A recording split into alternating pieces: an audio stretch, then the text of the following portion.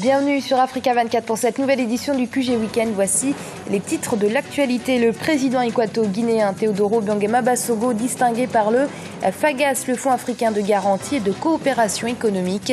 Une récompense pour sa contribution au développement économique de son pays et plus généralement du continent africain. La cigarette, un fléau qui tue chaque année et rend malade des millions de personnes. Pour tenter de diminuer les effets néfastes du tabac, est organisée chaque 31 mai la journée mondiale de lutte contre le tabagisme. L'occasion de revenir dans cette édition sur les mesures anti-cigarettes prises par les autorités du continent. Ce qui ne tue pas rend plus fort, un adage qui n'a jamais pris autant de sens à en voir l'artiste éthiopien Biruk Yechtila. Il a fait de sa paralysie une force et crée des œuvres avec du verre brisé plus étonnantes les unes que les autres. Mais tout d'abord, nouveau bilan dans l'attaque de l'église Notre-Dame de Fatima qui abritait plusieurs centaines de réfugiés à Bangui, capitale centrafricaine. 17 personnes ont perdu la vie au cours de cet attentat et 27 autres ont été enlevés. Un acte terroriste selon la présidente Catherine Samba-Panza et qui a décrété 3 jours de deuil national dans le pays en mémoire des victimes. Le président équato-guinéen Teodoro Obiang Basogo a été honoré ce vendredi à Malabo par le FAGAS, le Fonds africain de garantie et de coopération économique, une distinction qui vient récompenser la contribution active du chef d'État dans le développement économique et social de son pays, mais aussi de son continent. Reportage de notre correspondant en Guinée équatoriale, Serge Kofi. Teodoro Obiang Basogo, honoré par le Fonds africain de garantie et de coopération économique. La cérémonie s'est déroulée ce vendredi à Malabo en présence du gouvernement, sénateurs et députés. Un titre qui distingue le président équato-guinéen pour ses efforts en faveur du développement et souligne son implication dans le leadership africain. L'Afrique est aujourd'hui perçue comme le continent de toutes les promesses, au point d'être considérée comme la puissance économique du futur, du fait de son énorme potentiel dans divers domaines. Je m'en voudrais de ne pas reconnaître que la Guinée équatoriale fait partie des pays africains qui confortent cette dynamique porteuse de grands espoirs pour notre continent. En réussissant grâce à votre leadership à surmonter les défis de paix, de sécurité et à faire de la Guinée équatoriale une nation unie, stable et démocratique, vous placez durablement votre pays sur la voie du progrès et de la prospérité. Pour le chef de l'État, cette récompense est avant tout celle du peuple équato-guinéen et une reconnaissance de la bonne gestion économique du gouvernement. Il justifie son action par sa volonté de faire des Africains les propres acteurs de leur développement. L'application de la coopération sur-sur L'application de la coopération sud-sud nous a conduit à donner la priorité aux investissements africains et ceux d'autres pays en développement en Guinée équatoriale. Nous promouvons des interéchanges entre les Africains avec l'établissement d'entreprises qui facilitent des interéchanges économiques et la création de fonds africains de solidarité pour appuyer les pays vulnérables et affectés par les désastres naturels, la faim et autres calamités.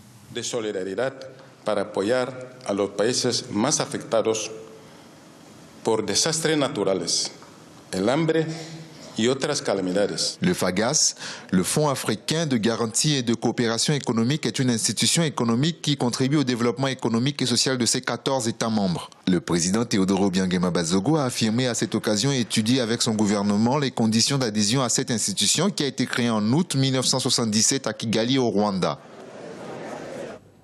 L'économie sud-africaine connaît son premier repli trimestriel depuis la récession de 2009. Un recul lié à la chute de la production minière. Les mines sud-africaines de platine représentent en temps normal 40% de la production mondiale, soit un peu moins de la moitié. Au total, elles ont enregistré une baisse de 24,7% à cause des grèves de mineurs qui paralysent le secteur et donc l'économie nationale depuis plusieurs mois. Diarandiaï, commentaire Charles de Jouvenel. L'activité économique sud-africaine chute de 0,6% au premier trimestre 2014.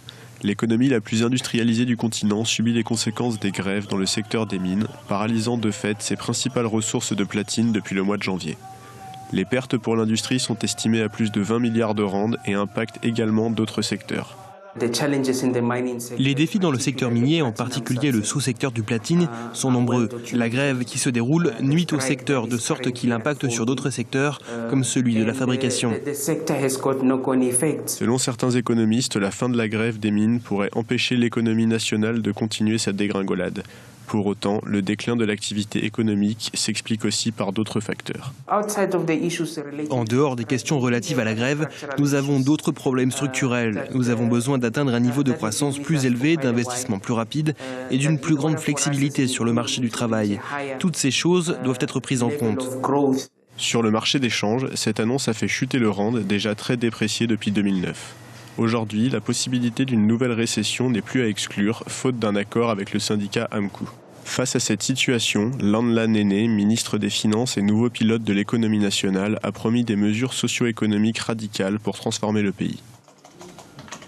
La TMB, principale banque de la République démocratique du Congo, a gagné le prix de la meilleure banque en Afrique centrale pour sa contribution à la modernisation rapide du secteur bancaire en Afrique lors de la cérémonie qui discerne les prestigieux African Banker Awards, une remise de prix qui a eu lieu à Kigali, capitale rwandaise, en marge du 50e anniversaire des assemblées annuelles de la BAD.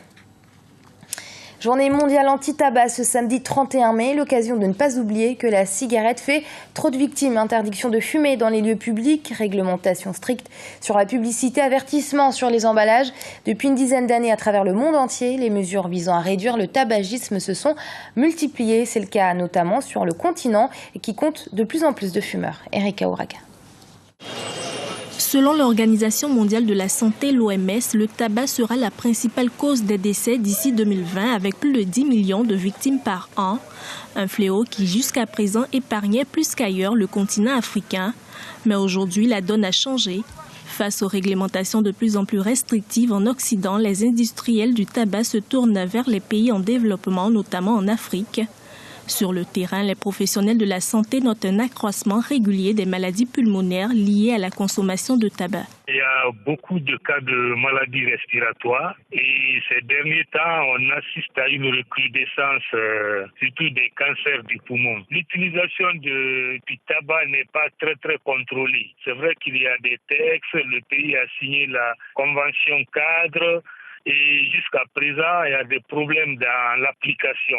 Les gouvernements africains sont pour une bonne part conscients du problème et de plus en plus de pays adoptent des législations relatives à la lutte contre le tabagisme. Le Sénégal est le dernier pays africain à avoir adopté une telle loi. Les publicités autour des produits sont interdites depuis le 14 mars 2014. Cette loi met également fin à la vente des cigarettes autour des écoles. Mais si ces mesures sont saluées par les Sénégalais, l'application effective de ces mesures laisse encore à désirer. Il faut saluer cette volonté politique de nos États. Maintenant, il faut aller plus loin, il faut essayer de traduire cette volonté politique sur le terrain, en essayant de veiller d'abord à l'application de cette loi-là, et ensuite à faire de l'éducation. Il faut éduquer surtout les communautés pour que cette communauté puisse comprendre le rôle du tabac dans la survenue des cancers et des maladies de façon générale. C'est qu'actuellement, il y a une enquête en cours, une enquête qui est commandée par le ministère de la Santé pour voir un peu l'impact du tabac. De son côté, l'OMS préconise une mesure simple mais qui a fait ses preuves dans le reste du monde, s'attaquer au tabagisme par le portefeuille en augmentant progressivement les taxes sur le tabac. Le thème de la Journée mondiale sans tabac 2014 met en avant la question des taxes. Dans le fond, c'est nécessaire. L'augmentation des taxes sur le tabac pourrait être favorable aux communautés et au gouvernement. Il s'agit d'un objectif gagnant-gagnant. Cela va sauver des vies, éviter les maladies et augmenter les ressources des gouvernements. Mais dans certains pays du continent, les politiques anti-tabac pourraient également affecter l'économie. C'est le cas du Zimbabwe, du Mozambique, du Malawi ou encore de l'Ouganda où le tabac est une culture d'exportation.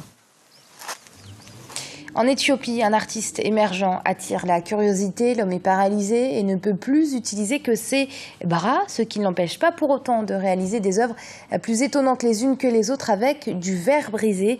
Rencontre avec un battant dont la sensibilité artistique pourrait lui permettre, ou pas, de financer l'opération qui lui changerait la vie. Charles de Jouvenel. Du verre brisé pour se reconstruire. En Éthiopie, coup de projecteur sur un homme extraordinaire. Birou Kieshtila aurait pu être brisé par la vie. Paralysé, ayant donc perdu toute mobilité des suites d'une maladie, cet homme a créé un incroyable monde coloré à Addis Abeba. Artiste novateur, il utilise du verre brisé pour réaliser ses œuvres. Broken glasses express my life, my experience. Le verre brisé est ma façon d'exprimer la vie et mon expérience. Il est aussi beau et brillant. Le verre brisé est comme moi. Broken glasses just like myself. Pouvant uniquement utiliser ses bras pour exprimer son art, ses œuvres sont l'expression d'une volonté hors du commun. Une volonté qui, si elle ne s'est pas manifestée immédiatement, est maintenant bien présente. When I was become like this, I was totally broke up. I was totally hopeless. Quand je suis devenu comme ça, j'étais brisé, désespéré. Je n'avais nulle part où aller et voulais mourir. J'ai demandé à Dieu de me tuer. Mais un jour, après 4 ans, j'ai commencé à réaliser que je suis digne. Je suis plus digne que d'autres. And someday, before 4 years, I start to realize I'm worthy. Plus qu'une façon d'exprimer sa sensibilité, Birou Kieshtila sait qu'une opération de chirurgie pourrait améliorer grandement son quotidien en lui permettant de s'asseoir. Mais la chirurgie coûte cher. Il espère donc pouvoir vendre certaines de ses œuvres afin de pouvoir y avoir accès. To get that surgery, it takes a lot of cost. Pour avoir cette opération, il faut beaucoup d'argent. Alors je vais vendre certaines de mes peintures aux enchères et ainsi couvrir mes factures médicales. Je pense donc que c'est pour une grande occasion. On that cost. So I think it will be a great occasion. Mais l'argent n'est pas sa seule motivation. Ainsi, il est actuellement en train de réaliser une œuvre qu'il prévoit d'offrir à l'Union africaine. Sa force de caractère est impressionnante, mais de son propre aveu, rien n'aurait été possible sans ses amis et sa famille, à ses côtés depuis le début. Et c'est la fin de ce journal. Il a été préparé par l'ensemble de la rédaction. Merci de nous avoir suivis. Dans un instant, une nouvelle édition du QG Week-end sur Africa 24.